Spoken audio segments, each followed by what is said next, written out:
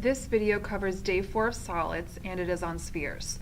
So at the end of this lesson, you should be able to find the surface area of spheres, the volume of spheres, and solve real-world problems using the properties of volumes, specifically relating to spheres. As a reminder, please use this left column over here to write down any questions that you either have for me, the teacher, or for yourself.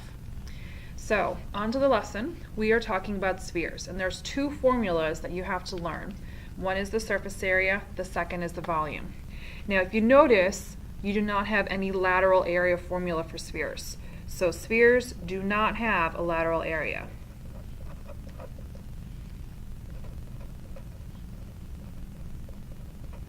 I'm sure you are all thinking about that. So let's get started with the first example. For example 1, a leather ball has a radius of 5 inches. What is the amount of leather used to cover the ball without overlap? So this example does not specifically ask for either the surface area or the volume. So which one do you think it's referring to? Hopefully, you're using the words like covered to help you determine that we will be finding the surface area. Now, if you look at the top, we have the formula, and that is going to be the surface area is equal to 4 pi r squared. Now, if you read the problem, we're told that the radius is 5 inches, so I'm going to substitute the 5 in for r. Now I'm going to get my calculator out. So I'm going to type this in exactly as you see it. Oops. Now if you look at this, I am typing in a pi into my calculator screen, and the reason that I'm doing this is because this is a word problem. And for word problems, I think it often makes more sense to actually have a decimal value and not an exact number. So the answer is 314.16 square inches. In the real world, we don't say things like 100 pi square inches. We usually try to give a decimal value. Looking at example 2, we want to find the volume of a globe with a diameter of 24 inches. So a globe is the same thing as a sphere.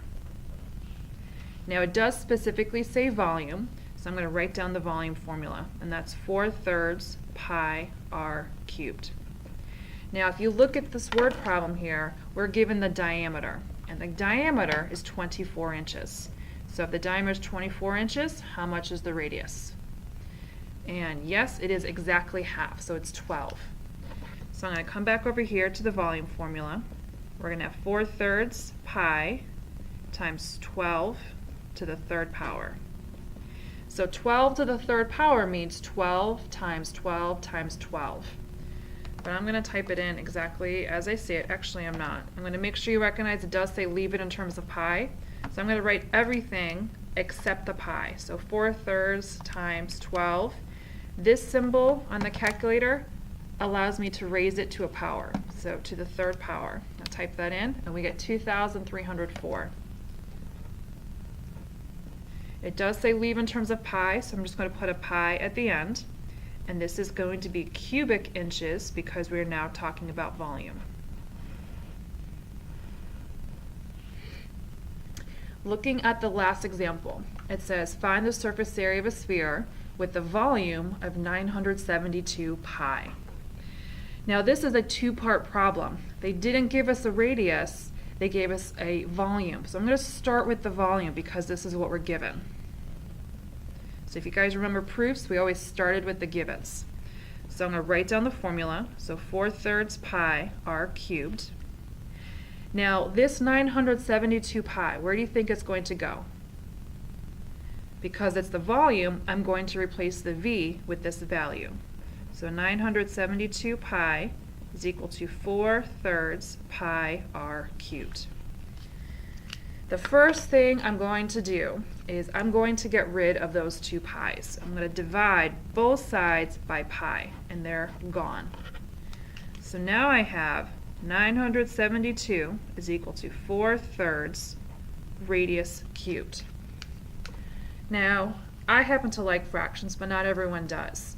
So the best way to get rid of this is I'm going to multiply both sides of my equation by 3. And that gets rid of just the denominator. Oops, so it cancels with this one, but I do need to multiply this 3 times the 972. So I'm going to do this.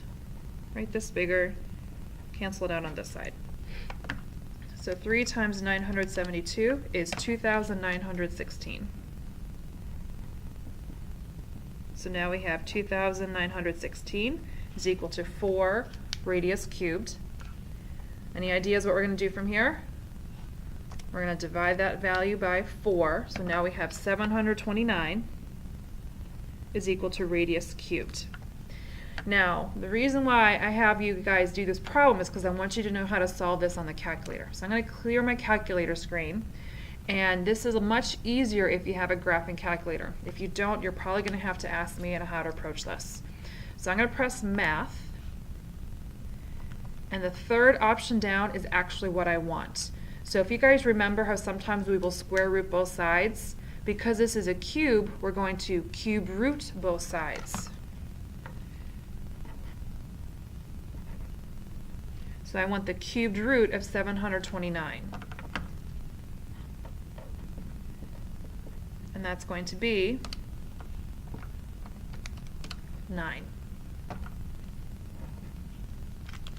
Now this is not the final answer. This is just the radius, which I'm going to use to find the surface area. So now I'm going to write the surface area formula, which is 4 pi r squared. And now I'm going to substitute the radius that we just found in place of r.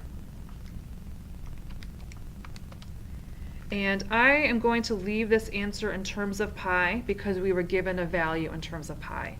So the surface area is going to be 324 pi, and it doesn't actually give us any units, so I'm just going to say square units. And this is our answer. Now, if at any point in solving this right here you got stuck, this is an excellent example on where you can be writing a question over here on the left to remind yourself to ask me later in class. If you're done with the questions, please make sure you fill in a summary sentence or two about what you learned in this lesson. And please make sure you continue on at the next page and get these example problems done on your own, as well as any additional problems I may have assigned.